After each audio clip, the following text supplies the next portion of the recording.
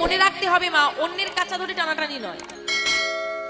আমি সনাতন ধর্মের মানুষ, এটা আমার কাছে গর্বের বিষয়। কারণ 84 লক্ষ জনি করিয়া ভ্রমণ, তবে গিয়ে মেলে সাধীর মানব জনম। একবার দুবার নয়, এই সুন্দর দেহটা লাভ করার জন্য 84টা লক্ষ জন্ম আমরা ভ্রমণ করেছি। স্থাবর অস্থাবর কীট পতঙ্গ আদি যা আমি আমার চারিপাশে দেখতে পাই, সবকিছু জন্মই আমার ছিল।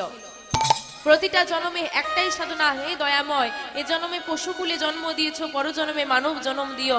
এ জন্মে আমাকে বৃক্ষকুলে জন্ম দিয়েছো, পরজন্মে মানব জন্ম দিও। কেন? মানব জন্ম পেয়ে তুমি কি করবে? মানব জন্ম নিয়ে কি করব?